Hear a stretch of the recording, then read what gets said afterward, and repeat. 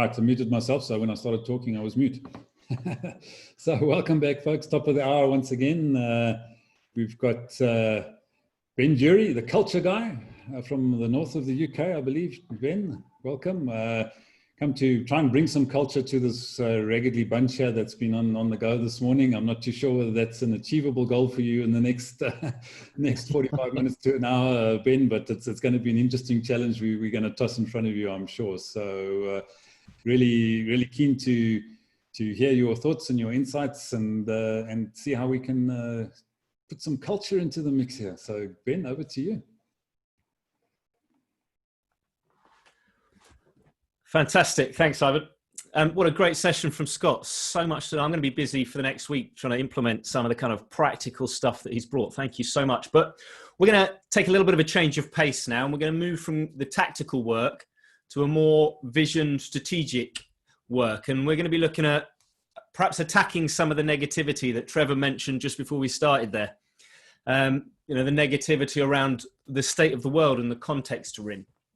And I want to talk essentially about the power of what if. The power of what if. What if you could build a business that actually changed the world? What if you started writing a book today and you wrote every day for the next 6 months? Would you have a book? What if you ran for political office and you chose to keep your promises? What if you started something today? Where would you be a year from now? What if, by the work we do on a daily basis, we could actually make the world a fairer place? I want to talk to you over the next 20 minutes or so about the power of what if and my kind of personal journey through the context of COVID and where it's brought me to today. And hopefully we'll be able to inspire some of those questions in other people, and we might actually see some good stuff coming out of it. So first of all, let's kick off with who I am. As Ivan said, my name's Ben Drury. I'm otherwise known as the culture guy, and I work in organisations with culture. I live in the northeast of England in a beautiful town called Whitley Bay. I like to call it Britain's best kept secret because it's just far enough north that people don't want to travel that far. But it's a beautiful place, and everybody that comes usually stays and ends up living here, which is why our house prices have gone through the roof in the last year. But this is where I live, beautiful seaside town. And I tend to work with businesses. I work helping them build culture, helping them answer the question, if everybody in your organization came to work excited and energized and full of life, how would that improve your organization? So kind of my role is to help people build organizations where people thrive, where they do their best work, where customers are so excited to engage with you as an organization, they can't help but talk to other people about you. If we can build businesses that are built around that, that's the job that I do. And really, it started from a what if question. The business grew out of a what if question that I will get to shortly. But earlier on in the year, in February and March, I was bubbling along quite well as a consultant. I was earning a reasonably good living. I was enjoying the flexibility of life. I was working with some really fascinating clients on building those places where people thrive, on building organizations that have a core purpose and a really great set of values. And at the end of March, I lost a number of my biggest clients. Essentially, at the end of March, when the UK locked down, everybody put their hands up and said, I don't know what's happening. I don't know where the world is going. I'm going to stop doing everything. Help. And so revenue essentially dried up. It just went off a cliff. And now the UK government have actually been quite good, and the Chancellor's put in some good measures to support businesses. You know, it's not a political statement, but they have shown a real desire to try and help businesses through this, which is great.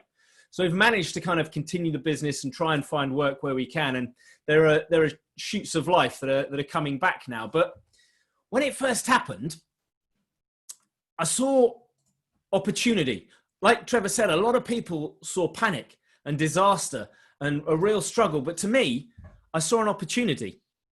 And it's not that it wasn't a disaster. COVID has been horrible for a lot of people, but there is a real opportunity. I saw an opportunity, first of all, to do some of the things in the business that have been on my list to do for a long, long time. And I just haven't had a chance to do them. All the things that are kind of bubbling in the background, but I've been so busy delivering that I haven't actually had a chance to kind of do some of the things that I've always thought were a good idea, but never got a chance. And it was also an opportunity for many businesses to look at the why. Why are they doing what they're doing? To step back and re-examine what their purpose was in the world and what they were bringing to the world.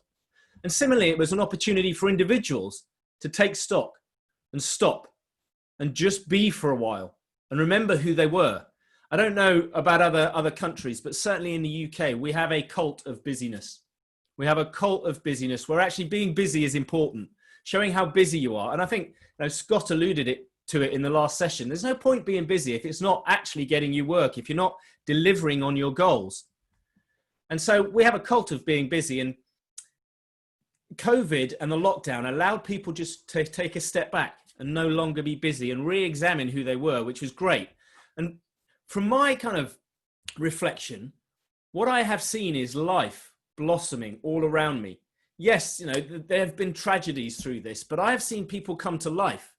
I've heard stories of people taking up musical instruments again, or starting to paint again, or do things that they haven't done for years, but they were really passionate about. They've found time to kind of rekindle some of the beauty of life that they've just been too busy to do. And I think that's absolutely fantastic. And we've also seen communities come together. We've also seen communities come together and support one another, serving each other, generally really being a community. Those that could have stepped up and supported those that were struggling.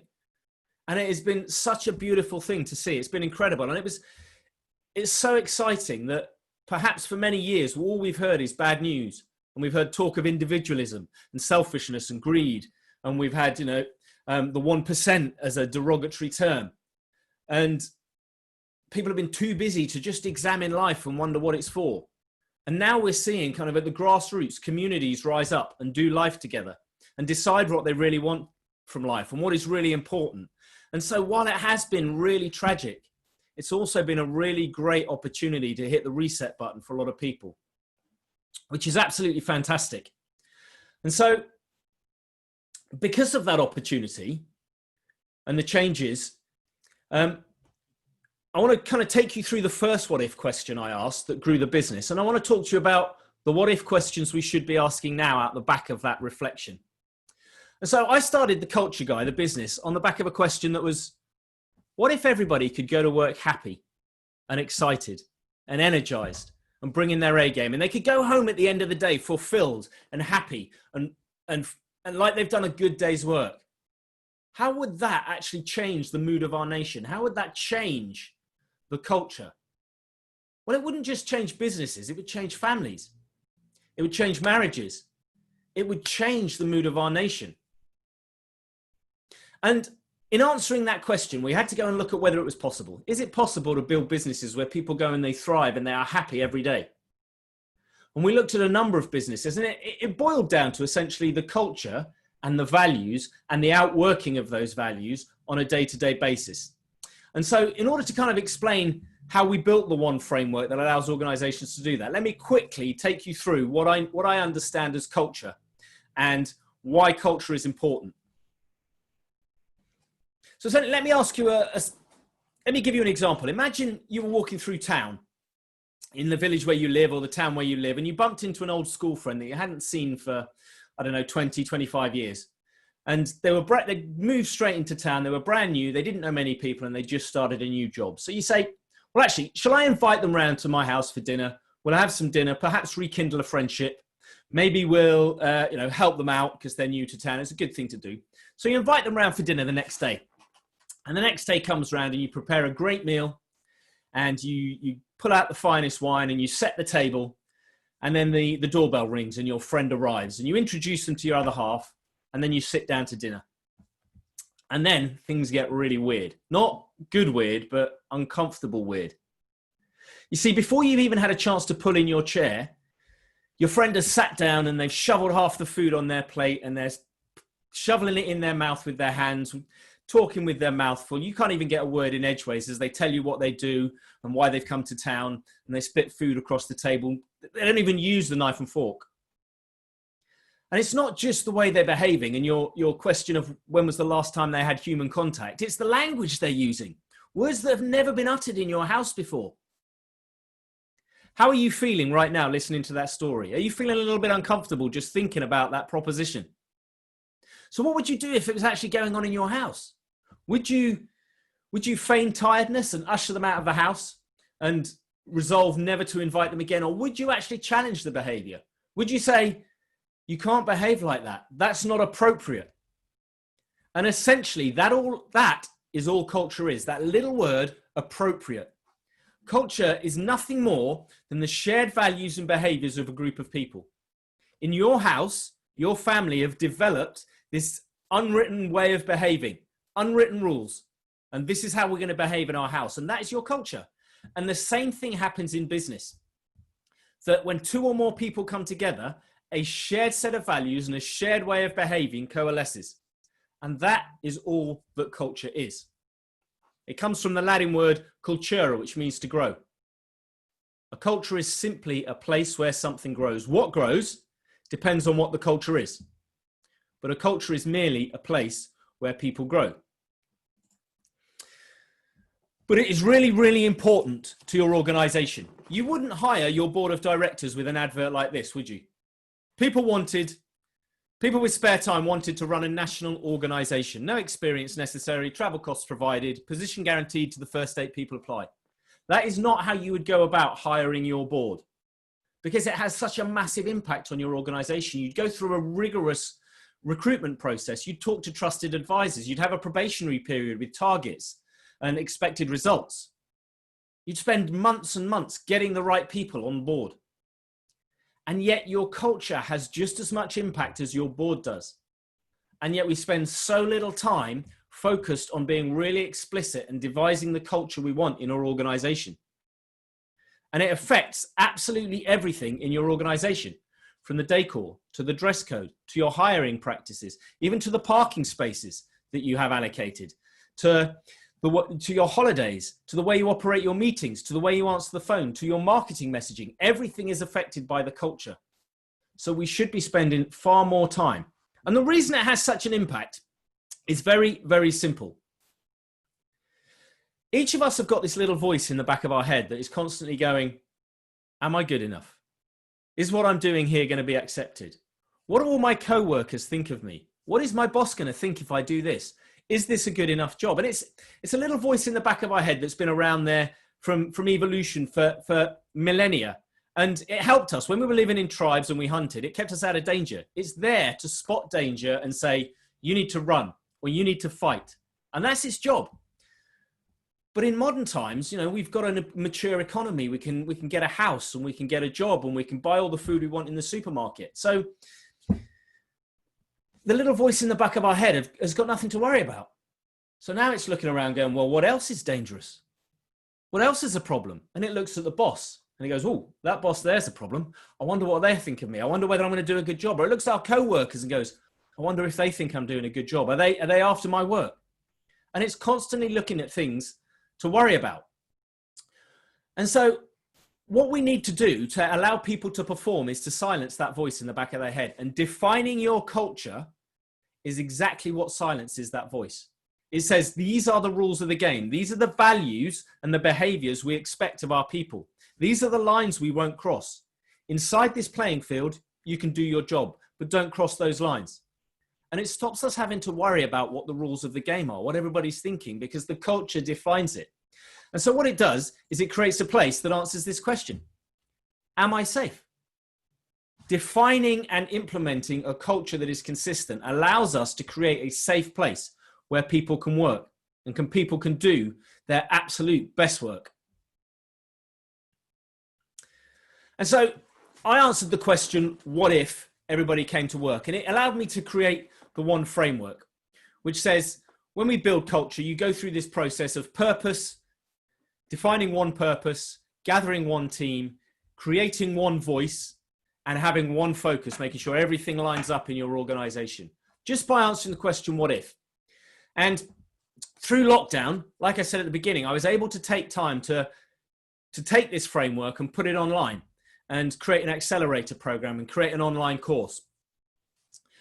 But having done that and allowed it to be more accessible to more people for less money, which is ultimately the aim of putting it online, just like guys that run Wisdom, I thought it's not enough. It's too small a thing. And so I'm looking at the wider context, the global context. And I'm thinking, well, okay, if that's too small a aim, what is the next group of what if questions we can ask to actually expand this, to say, not only how do I improve businesses one at a time, but how do we change the way the world works? We've had such a great opportunity. It would be a shame to waste the thinking and the knowledge and the wisdom we have gleaned from this context in this time and not ask the what if questions that are going to help us actually change the way the world works for the better. And so over the last few weeks, I've been developing a few more questions, a few more what if questions. So what if the world was fair? What if we had just leaders who actually served the people when they were in office? What if the world truly gave opportunity and a basic standard of living to everybody, regardless of who you were? What if every single person in the world was able to go to work and be fulfilled in life and work? What if every organization solved the real problem in a sustainable, accessible way to the benefit of society? How would that change our nation? How would that change our work? And Scott mentioned in his session that COVID has kind of enabled him to become more vocal about the work he's doing. And in answering some of these questions, it's kind of encouraged me. Maybe it's my age, maybe it's the context, I don't know, but to stop wasting time and to start being more vocal in trying to get people to answer this question. And so I'm now asking, if we're going to answer those questions, how do I gather all the relevant people to start not only talking about and theorizing about answering some of those questions, how to create a more just, fair world, how to create democratic systems where our leaders actually serve, but actually to try and gather the people that have got ideas to change it and start cheerleading those people. And this is where it kind of brings it back to the first thing you spoke about this morning, Lee, when you said fire, aim, ready.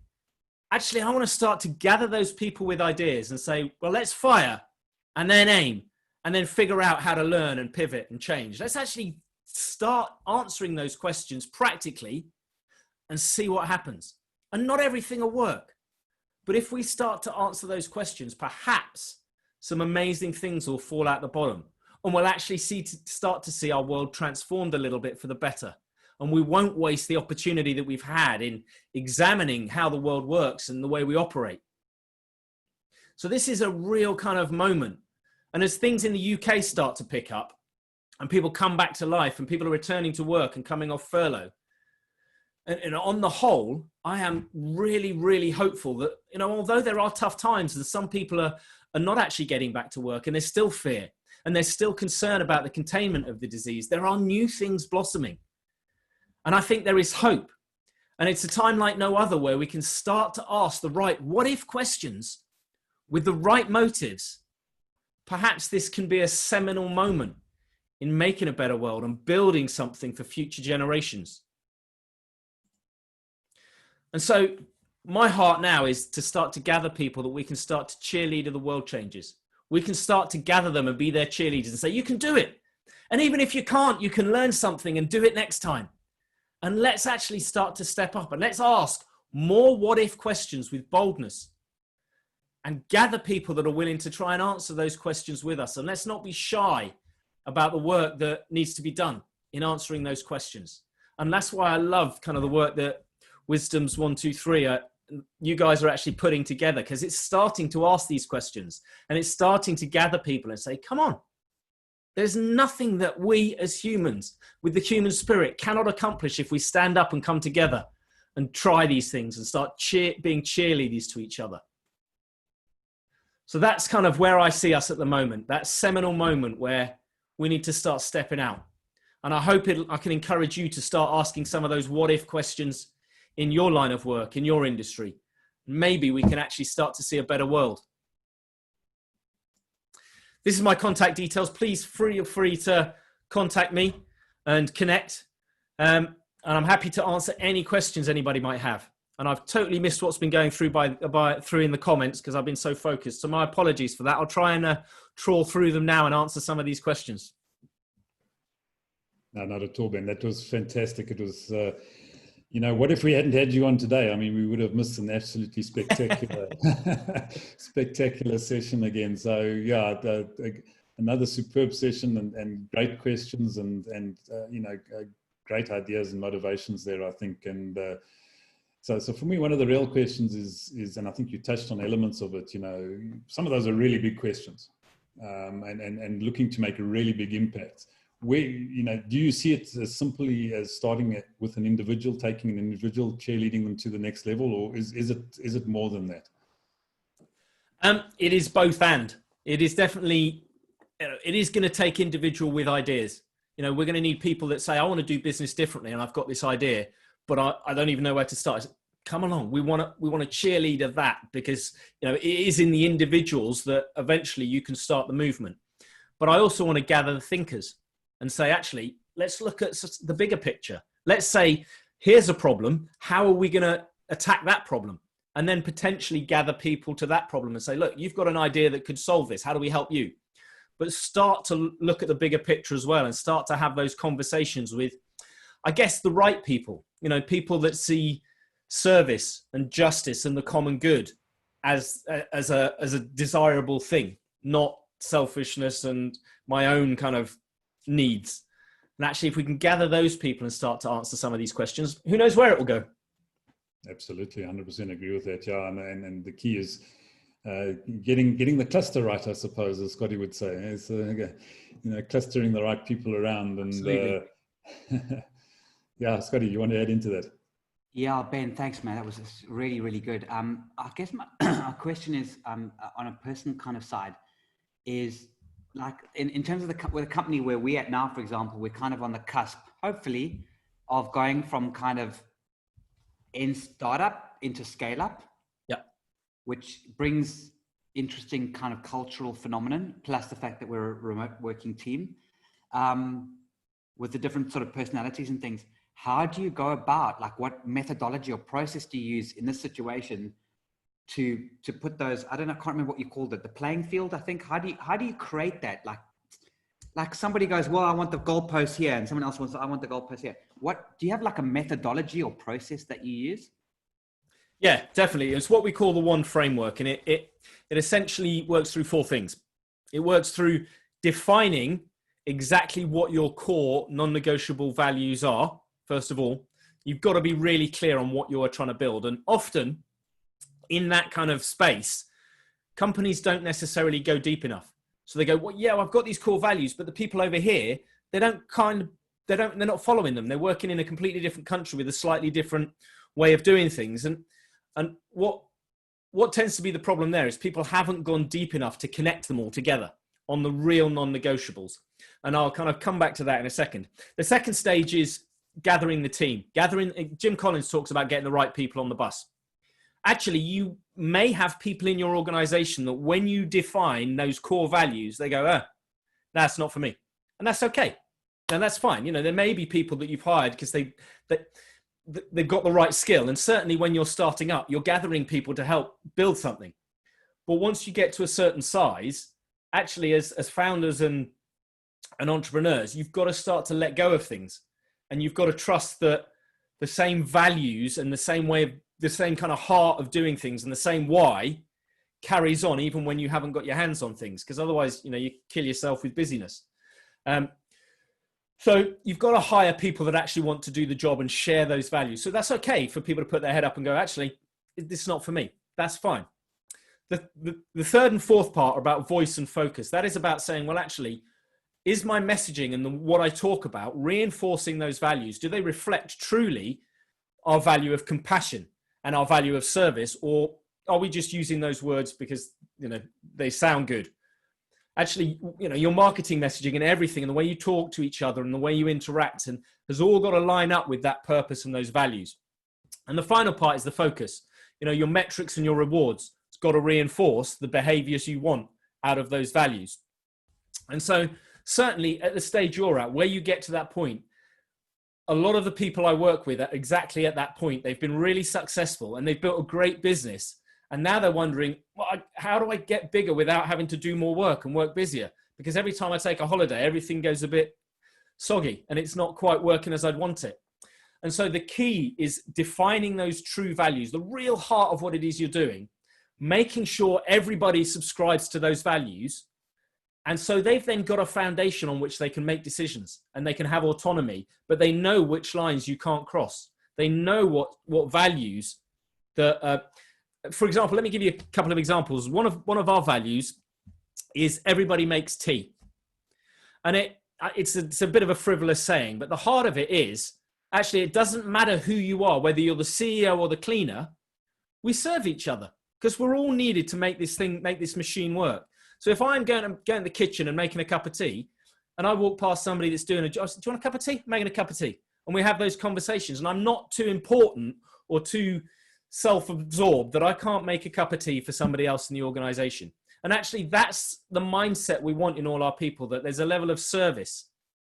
And so I can go away and I know that when I'm away, other people who are representing my organization are going to have that same value. They're going to want to serve and they're going to care for people and they're going to have that level of compassion because they share that value. And they might not do things the same way. They might not say the same things I would say, but I'm absolutely convinced that the clients will feel the same way about our organization because they've dealt with them based on the same values. So it is essentially making sure you truly define those core values and then making sure they run through your organization like the British seaside stick of rock. Does that make sense? Does that answer the question, Scott? Yeah, very much so. So I can see the process that you take. Yeah, it's an interesting situation we're in, and it's something we've got to look at from a cultural perspective. We've looked at a few things, so we kind of got an idea, but it's also the fact that it's not documented. And I'm guessing one of the things you're saying is you've got to document something. It's pointless. Yeah, absolutely. And it's more than just documenting it. What we do, because you can, there are three things. There's a mission, a vision, and a value. Your mission is, what do you do every day? What's the impact you have? What are the benefits that your organization delivers on a daily basis to your clients? Then there's the vision. And where are you going? How are you making the world better going forward because your organization exists? And then there are the values, those non-negotiable things that this is how we will do business, or we won't do business at all because we don't want to do it without those values. And you can write that on a piece of A5 quite happily. But usually, while they are emotive, they do need expanding, because you will understand what they mean when you write them, but other people coming into your organization might not understand the context or the meaning. And so what we produce for all our clients is what we call a playbook. And I think I haven't got one up there, but if you go onto the Culture Guy website and search for Culture Playbooks, you can download a PDF of it. But what it does is it expands it. And it says, look, if these are our values, then this is how we're going to behave on a daily basis. This is how it manifests. So it talks about, if you've got a problem, talk to the person you've got a problem with in private and fix it. Don't gossip. And, when you're dealing with a client, make them leave the meeting feeling great about themselves, way better than they came in. Things like that. It talks about, this is the outworking of those values. So it's kind of 50, 60 page book that's really beautifully designed. And every single person in the organization gets a copy, which does two things. One, it says to your people, we are serious about this because we've put it in print and we've handed it to you.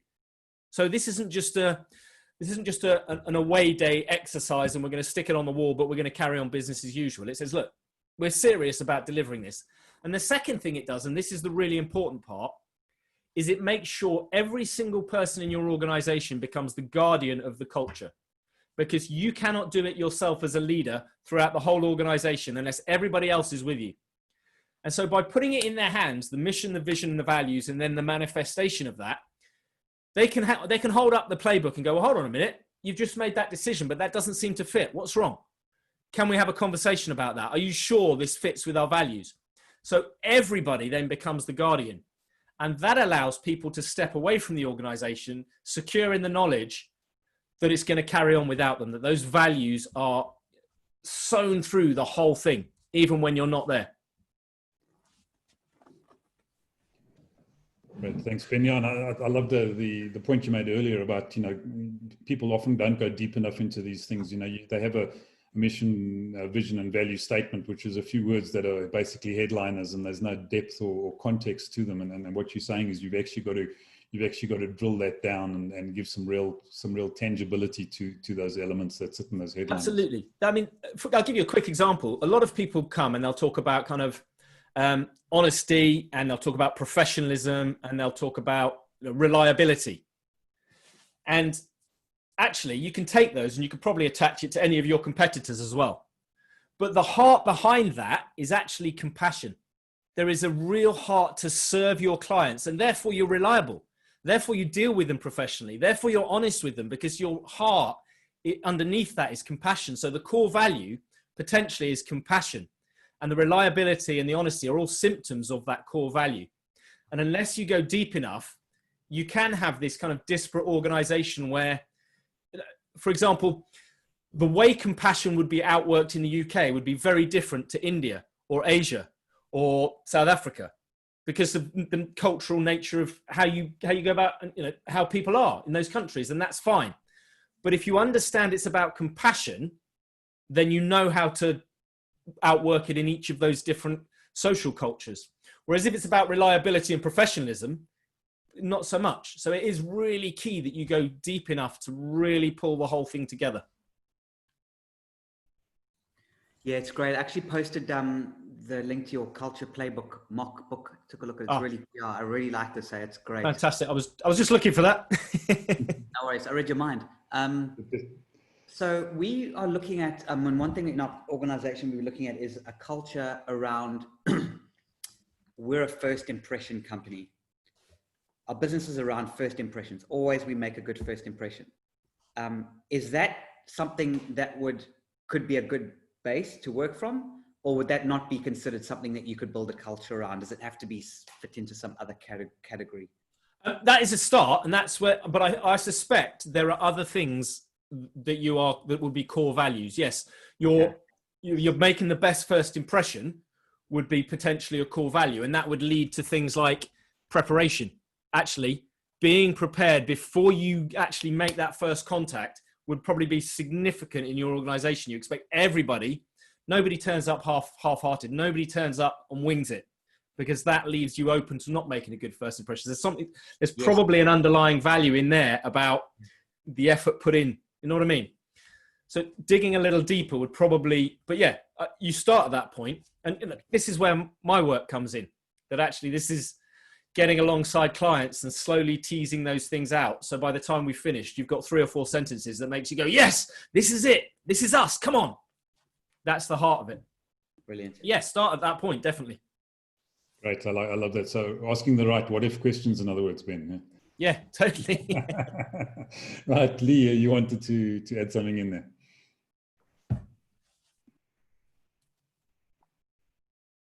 Okay, Master. I've just written in the chat, but I was just smiling at the fact that the shoe is now on the other foot. Ben putting Scott on the spot, digging down deeper.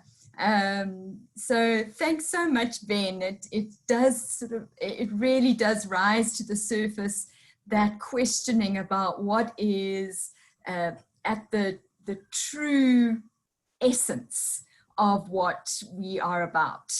And that's an ongoing question, isn't it? And Wisdoms does this, or we keep saying 1, 2, 3. That's why Wisdoms 1, 2, 3 is to keep coming back to the simple, the essence. And of course, that is only possible once you have gone and explored the complexity. So I want to throw in a complexity question, and that is when values are seemingly in conflict. Yeah. And I want to give a simple example of loyalty and honesty as two very good values. But your friend is now caught in some wrongdoing,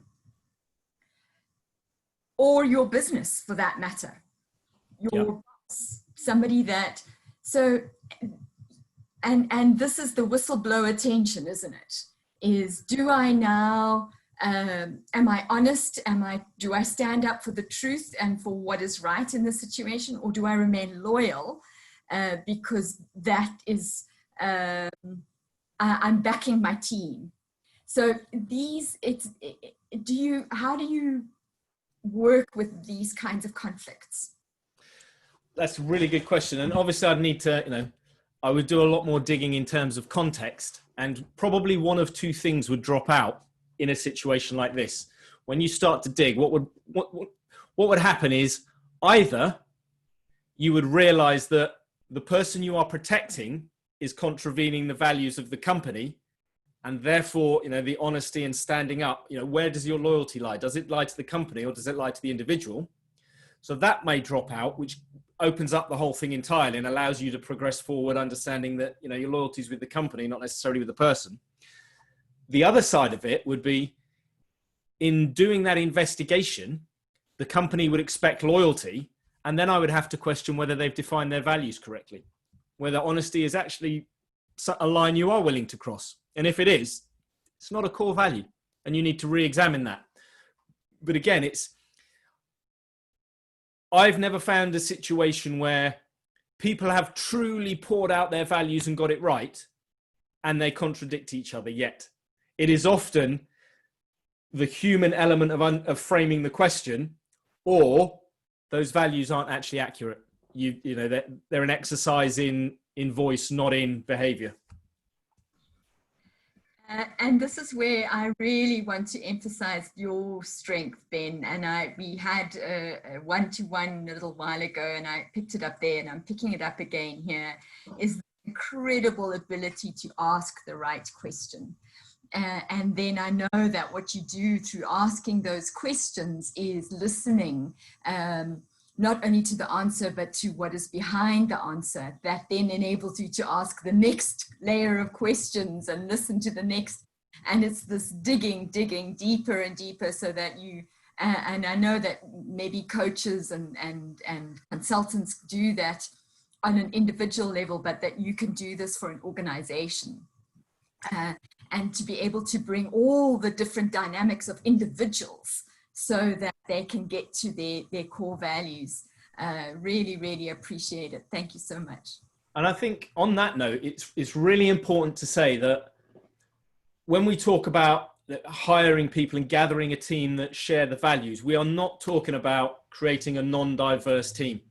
And it's really important to say that under the current circumstances where there's plenty of political leaders trying to separate people into groups, and it's like, no, diversity is good and diversity is fantastic, and your business will be better for diversity. But it is possible to find people that share your core values of things like compassion and service, but come from all sorts of walks of life with all sorts of different kind of histories and all sorts of different races. That if you go deep enough and you get the right core values, then you can still build that diversity, even though you share values. What sometimes happens is people don't go deep enough, and they end up hiring Me Too's and people that have the same outlook on life, which is not the same as sharing your core values. So it's really important that we don't use this as an excuse not to hire diverse workforces. Diversity is absolutely an asset in your business, so don't use it as an excuse not to do that. Thanks, Ben. Yeah, I think very important point.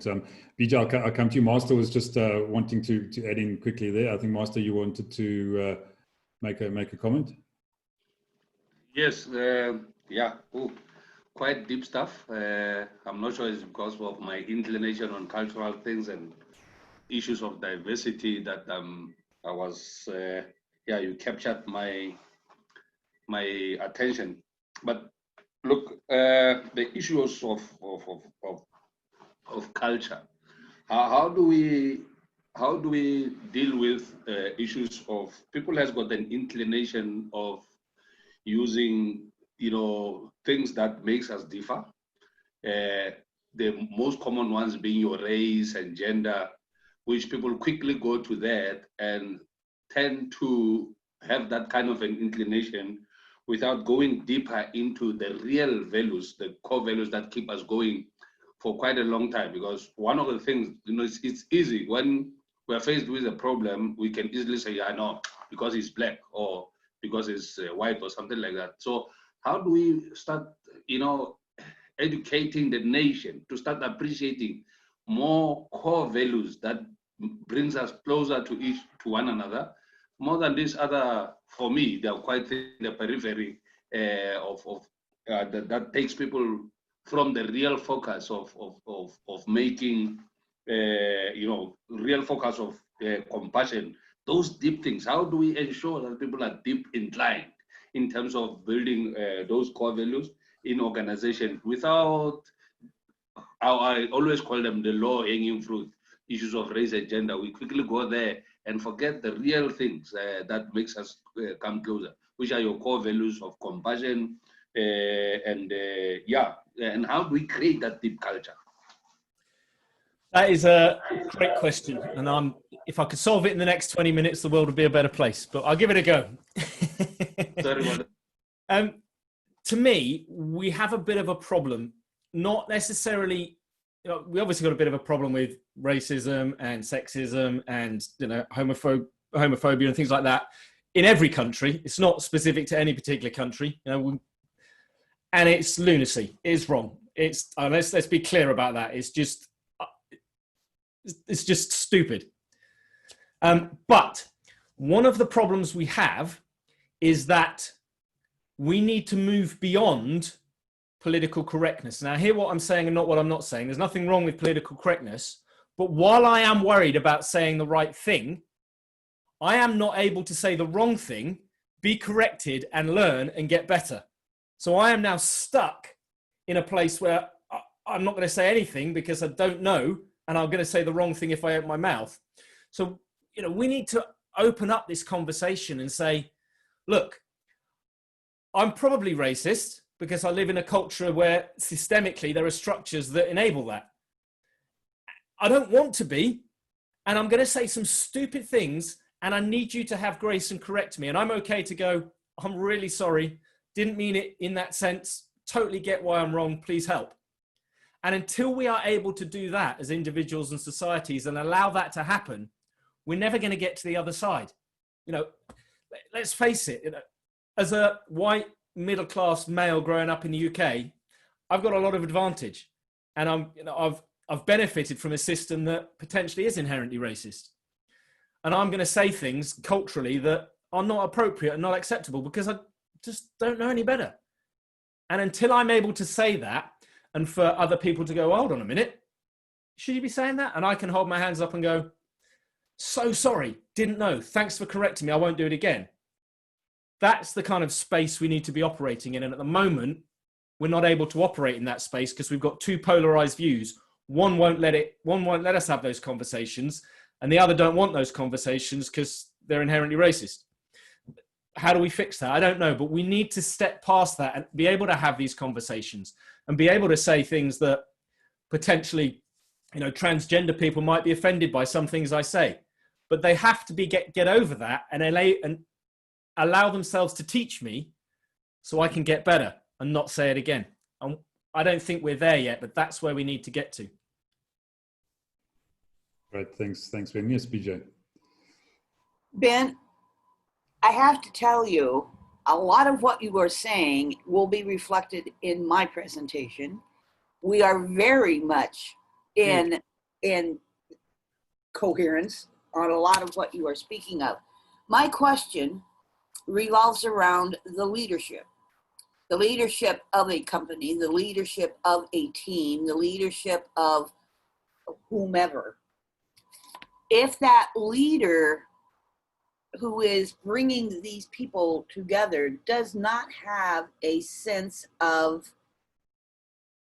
asking the right questions, of allowing those people within that team or that group or that business to share much of their concerns or to express an idea that could take them into another section of what it is that they're trying to grow into, then instead of the environment, environment of I'm the leader, you listen to me, I'm always right.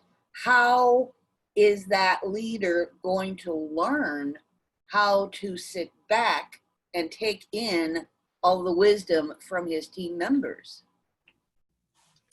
That's a really great question. And this comes up all the time in terms of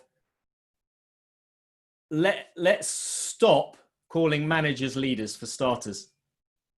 Because managers are there to make things happen and to organize stuff. Leaders are there to gather people and create an environment where those people can do their best work.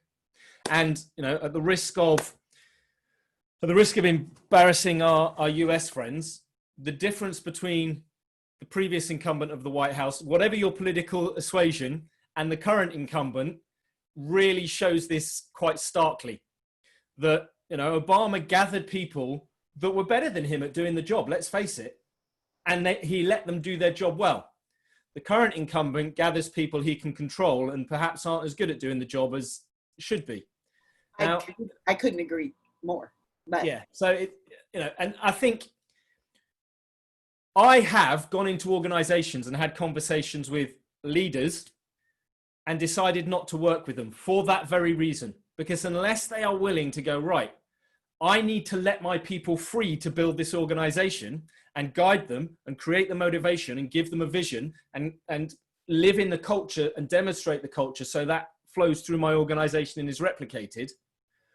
But I have to give them space to do what they are good at. And, you know, that includes me listening to their feedback and understanding it and answering it. I don't necessarily have to do everything they say, but they have to feel heard and listened to, and they have to feel that I've understood their concerns. Actually, unless I can do that, I'm not a leader, I'm a manager. I'm organizing stuff. Great, thanks. Again, 100% agree. I hope you stick around because I'm going to share and reflect a lot of what you have said. So fantastic. I will do, BJ. Looking forward to that one, BJ. Trevor, let's get to you now. Yeah, I've got a couple of random thoughts. And the first one is I'm the most uncultured guy in this particular forum. So I haven't understood a word of what you've said.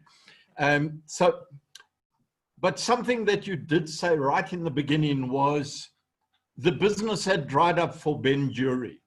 Now, I'm interested in that comment because if I come back to South Africa, so I don't know what's going on in the UK, and I'd love you to share that. But in South Africa at the moment, my perception is, and it's purely my perception and my opinion, because I've been stuck at home and I haven't been out there in the corporate environment. Well, I have. So I've got fingers all over the place. And I believe what has happened here, Ben, is that corporate culture has been completely decimated in all but maybe 3 companies in South Africa. Decimated. And that is because people are suddenly stripping 5,000, 10,000, 20,000 employees out of their structures as a result of COVID. So what credence or precedence do you honestly believe that they are giving to culture at the moment? Which is quite interesting. So, and then you made a comment. So I'm wanting you to relate that back to, okay, it's dried up in the UK. And then you said, man, I want to take my programming and I want to put it out to millions of people. And I believe you have exactly the same challenge that we had as Wisdoms through Lee as one of the lead corporate facilitators in this country. And then she's working with a couple of uncultured guys who want to take this information out to 1 million people at $1 a month. So somewhere between what you were talking about and what we are currently doing and talking about is the secret to big opportunities. So can you catch something of those random threads and try and bring them together for me, please? I'll do my best. Yeah. You know, I think for me, for a couple of years, I've been living off the back of some success and never really thought that anything like this would happen and, you know, we could carry on as normal. So I was a bit unprepared. You know, I'm willing to hold my hand up and go, I was unprepared for the fall. So that's why kind of work dried up for me. And that's, you know, that's fine. I will work through that and I will learn my lessons and I'll take some of the stuff that Scott mentioned previously and I'll put that into action. But similar things are here, that actually businesses are starting to lay people off. They're starting to see the cold, hard light of day of how this is going to affect them. But that doesn't necessarily mean that they've forsaken corporate culture, because culture is all about behaviors that match your values. And as long as they are, and this is where one of the kind of real misunderstandings about culture comes from. We're not talking about good culture versus bad culture.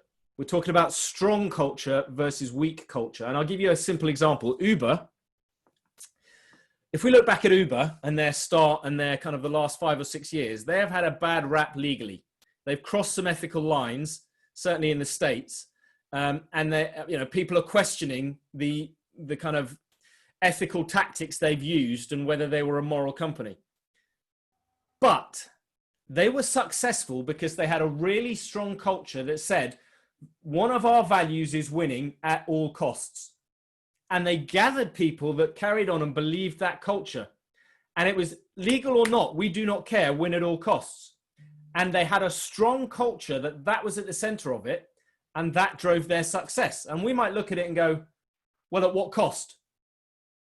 Travis Kalanick doesn't care about the cost. He's built a unicorn that's worth billions of pounds, and it was the success as far as he's concerned. Now, I don't subscribe to that because that's not the sort of company I think we should be building. But in the current state of play, that was a strong culture that was successful. So, you know, laying off people and is that part of their culture? I don't know without looking at those kind of the organizations themselves. Maybe their value base is such that they are fine with that. And they've got a strong culture that does that. Now, morally, I don't think that's very good. But again, strong versus weak culture, not good versus bad culture. That's kind of, does that partly answer your question? I think what's happening is that I'm starting to try and find another word to redefine culture as you talk about culture. Maybe it's got to be spelt with a K.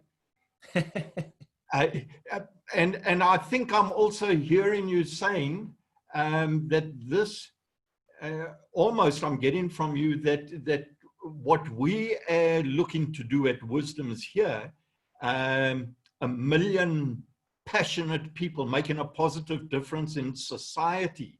Maybe this is a ground up swelling of the type of culture that you are looking to inculcate into companies, and it's got to come from a ground up initiative, and we've got to do it in the next 6 months. Absolutely. And I'll give you one last example that might actually help. You know, you're looking at those companies that are starting to lay off people. They're starting to fight for their survival. They're starting to really worry. Whereas there's a company in the States, Gravity Payments, who actually went around their staff and said, look, we potentially might not survive this. We have to cut costs. And they spoke to all their employees and said, everybody needs to take some form of pay cut, but we realize your life stages and your needs are all different. How much can you each individually afford? And everybody replied, and so some people took 50%, some people took 10%, and it wasn't fair based on everybody takes the same amount. It was fair based on, if we are all going to get through this and we are all going to have our jobs at the end, what do you need to survive on right now? And their value, one of their core values and the culture they're building is every single person here matters and no man gets left behind. And so they went about business in a completely different way. And that's the sort of thing that I'm thinking, actually, if some of those other companies that are now laying people off had thought about beforehand and had slightly different values, they might be surviving in a better way, the same as Gravity Payments. And that is foundational. And the companies that are laying people off perhaps haven't nailed that foundational truth yet. I like it. Sorry, Ivan, have you got time to get everything ready for the next one? I apologize for taking No, absolutely no need for any apologies. I think it's been a fascinating discussion once again, and some great insights and some real thought-provoking questions and discussions that we've had. So really appreciate that, Ben. It's been an absolute privilege again to have you on here, and I think your timing is pretty much spot on. We've got about 6 minutes to the top of the hour, so you don't have to cut it off right now. If there's a final question from anybody else, we can take one more question, but if not, we can maybe just wrap this one up and stretch our legs before the next one kicks off. And that's going to be Mpolelo, our very own Mpolelo from Wisdom's Chats. We're really looking forward to this one, because this man gives us also some great questions and great insights in our morning sessions. So it's going to be another goodie, I'm absolutely sure. But again, Ben, once again, really appreciate your time, your insights, your input, and it's been superb once again. So thanks so much.